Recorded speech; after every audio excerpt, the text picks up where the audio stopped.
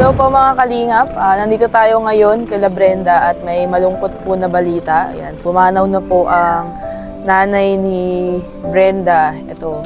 At dadalawin po natin syempre para kamustahin si Brenda at magbigay na din po ng konting tulong para kila Brenda po. So samahan niyo po kami at kasama natin yan sila Ate Rhea, sila Mama Gemma. Hindi po kumpleto ang Team Brooks ngayon dahil may mga busy din po, may mga lakad. So kakauwi lang po namin, actually kanina, galing po kaming Manila at tumaretso tayo dito kala Brenda para masilip. Samahan niyo po kami.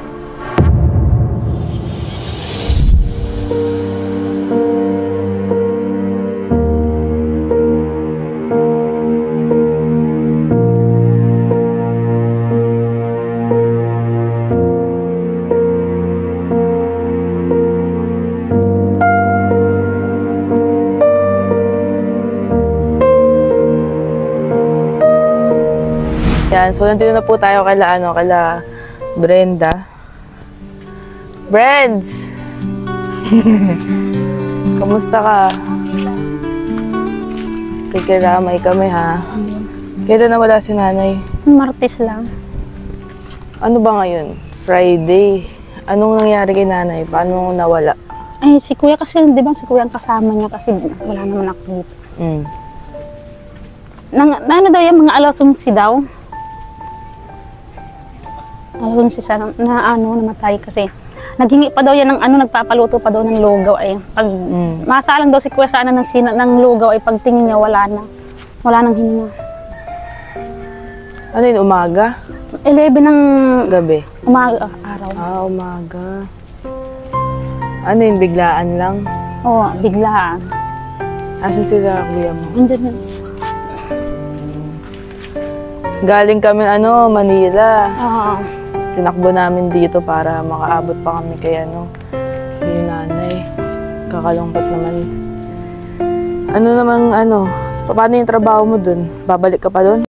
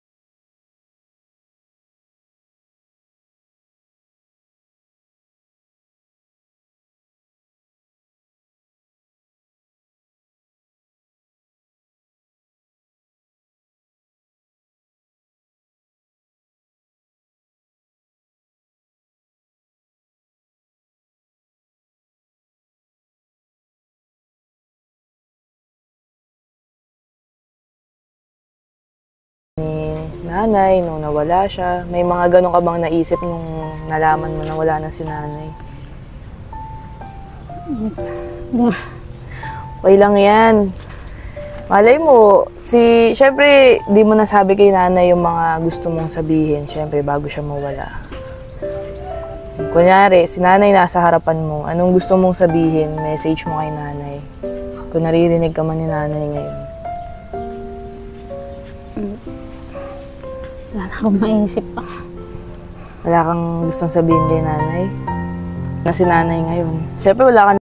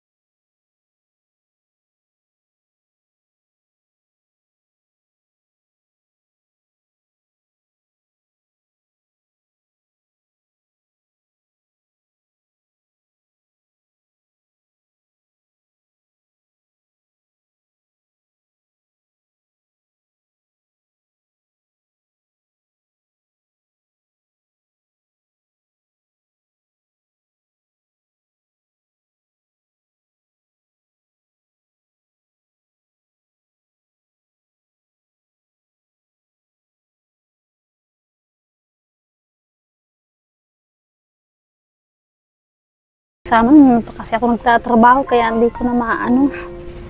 Hindi mo na masyadong maalala. Hmm.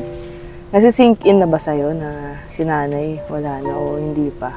Ha? Parang di pa nagsisink in sa'yo, di pa tumatatak, di mo pa masyado na na wala na si nanay, no? Hmm. Okay lang yun. Si Ate Rhea, kasama po natin na yun, si Ate Rhea. Nakikiramay kami sa'yo, Brenza, pati sa pamilya mo. Kumpleto pala kayo dyan ngayon, no? Wala pa isa kong kapatid pero di ko alam kung mukhang di na siya pupunta. Ilan kapatid mo na nandyan? 3 kami magkapatid lang nandito. Meron daw ang huling word.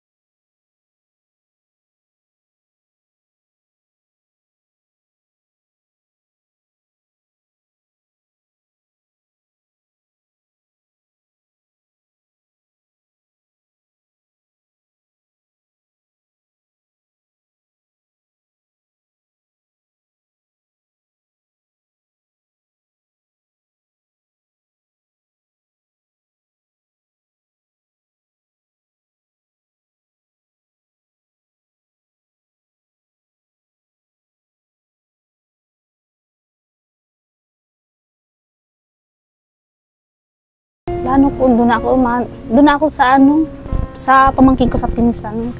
Doon ka na magstay sa yung tinatrabahoan mo. Oo, So wala ka nang aalagain. wala na.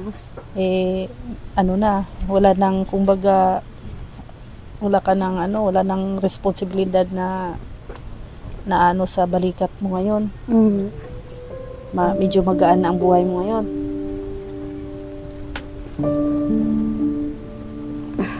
Ha? Normal lang yan, iyak mo lang. Normal yan. At syempre, nagluluksa kayo ay. Pero syempre, hindi yun sabi na naging pabigat si nanay nyo sa inyo. Kasi tayo anak, obligasyon nating alagaan talaga yung magulang natin hanggat nabubuhay. Ito lang, Bren, itatanong ko, nung buhay ba si nanay mo, sinabi mo ba sa kanya na mahal mo siya? Wala pa akong nasabi. Ganun. Wala kang nasabi. Wala. If ever na buhay si nanay mo, masasabi mo kaya yun?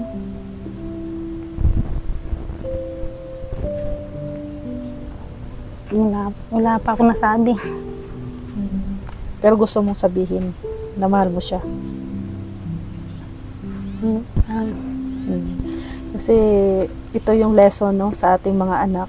Sabi nga ay habang buhay pa ang magulang natin, ipaparamdam natin kung gaano natin sila kamahal. Kasi nga nung bata tayo, no, sinapupunan pa nila tayo, inalagaan nila tayo ng 9 na buwan.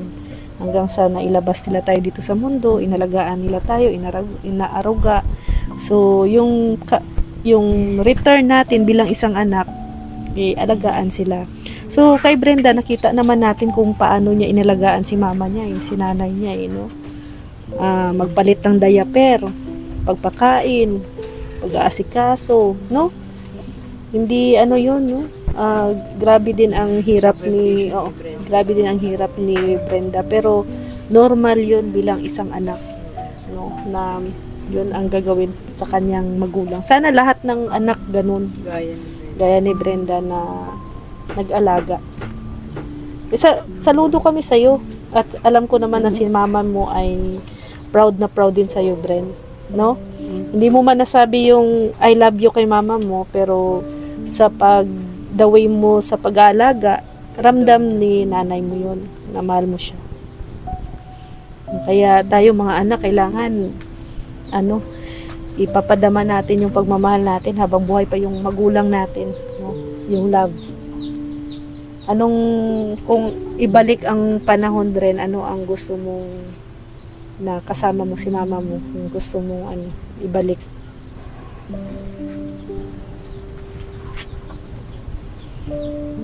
Yung bonding nyo, yung makulit ba si nanay? Ha? Nung buhay pa? Makulit? Pinapatawa ka na? Nagtatawanan kayo? Or nag-aaway kayo? Nandun lang yan sa dalawa no?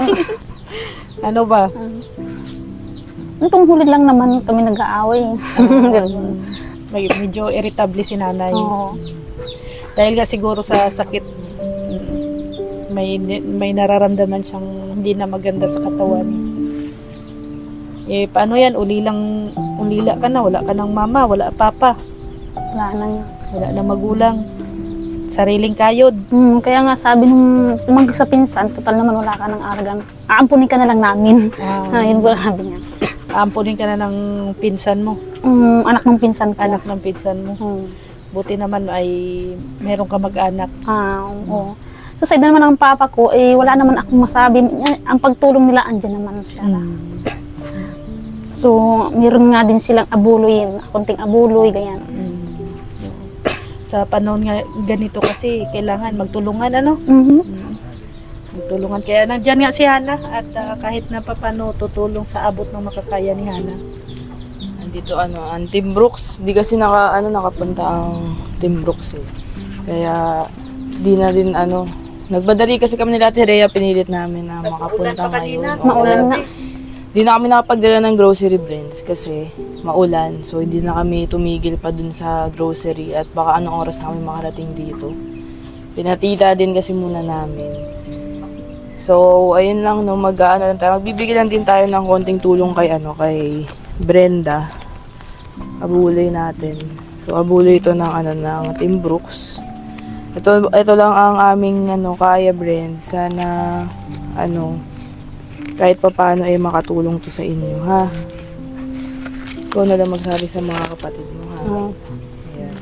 So, binigyan na natin ng konting tulong si Brenda. Hindi na po kami nag-grocery, guys, kasi di naman din po namin alam kung ano ang dapat dalhin ngayon. Kung ano ang pangangailangan nila, kaya sila na pong bahala. At saka mas importante ang pera. Ako, sa nga gantong sitwasyon. So, Brands? Wala ka talaga message kay nanay. Wala na kayong babayarin, Bren. Okay na ang Oo nga. Bayarin na. services. Bayarin na yung alam ko ay yung sa ate ko kung anong bayarin pa. Hindi ko alam. Ay, yung Ate niya nag-asikaso. Si ate, Wala ka talaga message kay nanay mo? wala akong maisip pa. Sige, na lang ang message mo sa mga kagaya mo na nawalan na ng magulang. Anong payo mo sa kanila o opinion para syempre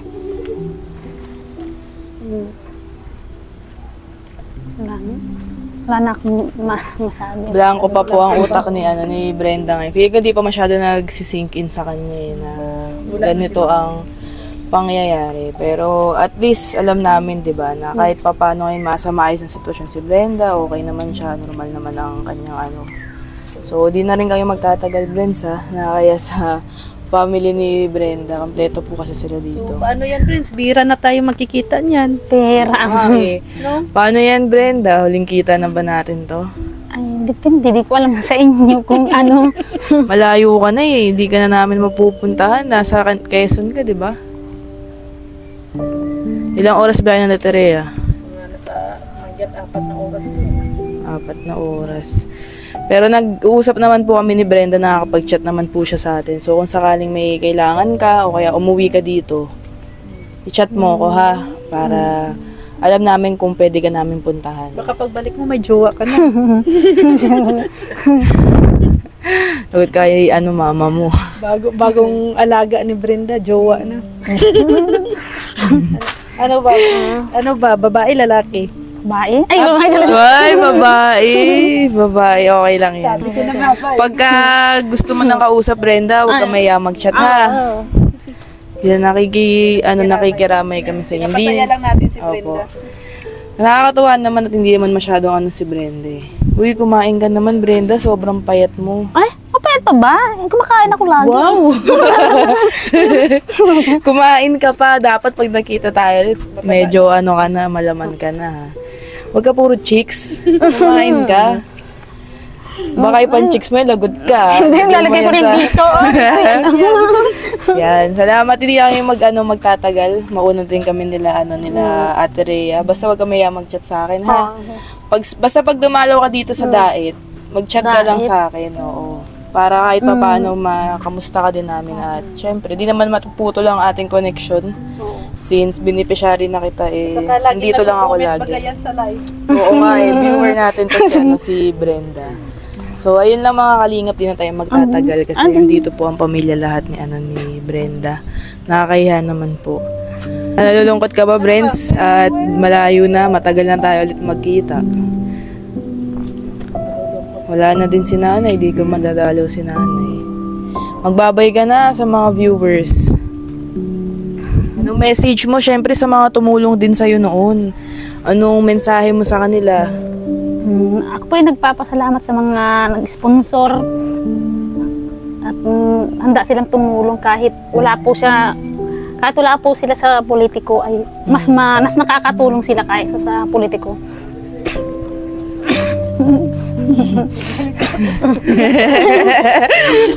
Wala kasi kaming nakuhang tulong ngayon sa politiko kaya. Wala daw sila nakuhang tulong ngayon. Sinatawag na lang sa kanila.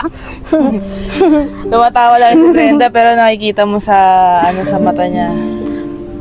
May galit ka ba? May tampo ka ba? Yun totoo.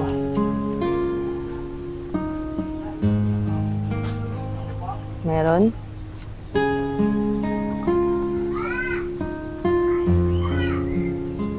Meron? May galit ka kay nanay? O tampo? Tampo meron? Di naman. So, ano mo, masasabi mo nga kay nanay na kung nandyan man si nanay ngayon sa iyong harapan, ano ang gusto mong sabihin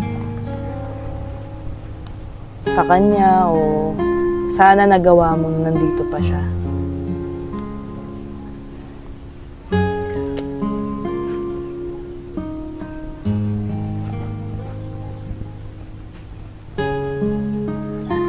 Naisip mo sabihin? Wala talaga.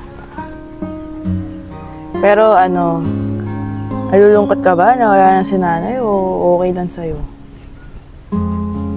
Meron na yung malungkot eh. Malungkot? Yan ba? Naisip mo ba, Bren, na sana sa huling sandali ni mama mo, kapitan sa kayo? Wala ka naman pagsisisi na nawala si nanay na wala ka sa tabi niya. Wala ka naman pagsisisi na di mo nagawa bago siya mawala. Wala naman.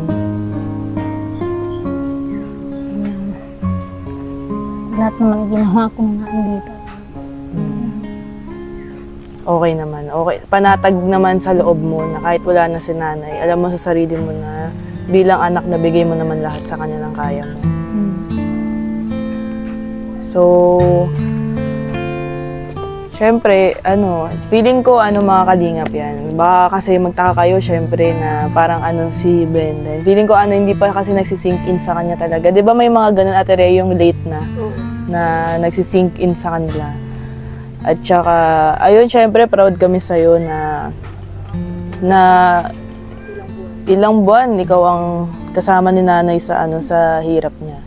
Kung sakali man na dumating yung panahon na magluksa ka, kasi minsan late, di ba, Ate Rhea, yung ganun. Late sila wala nang kasama.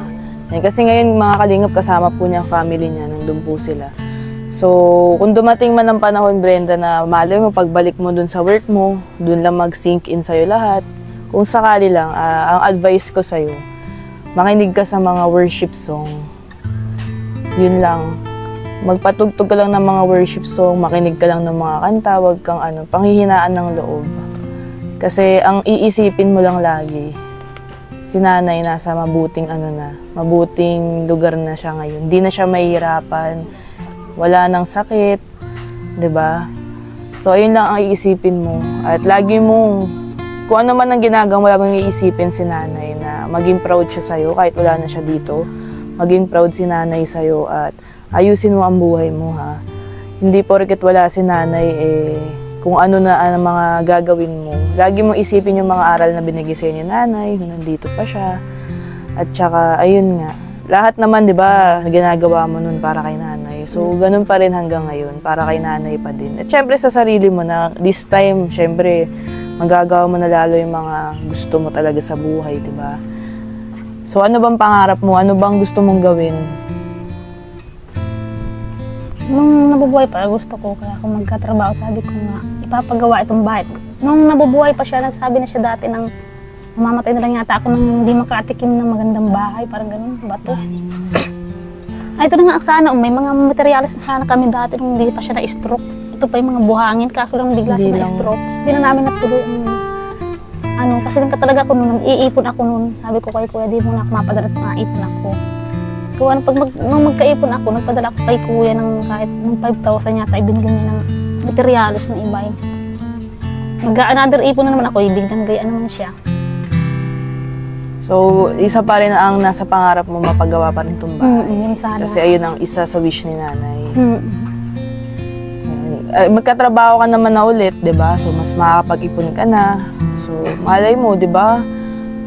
Magawa mo na this time yung pangarap ni nanay, magiging proud pa rin siya sa'yo. Kung gusto mo ituloy yun, ituloy mo. Kasi kahit wala na si nanay dito, magiging proud yun sa'yo kapag nagawa mo yung isa sa mga pangarap niya. At saka maganda pag may sarili ka rin bahay. Oo, isa pa yun, Brens. Hindi lahat ay kamag-anak. Aarugan ka kasi tumatanda pa ka tayo. So, ayun, ano na lang din ang mensahe mo sa mga tumulong sa inyo noon, sa mga nagbigay ng tulong kay nanay. Ano ang gusto mong sabihin sa kanila?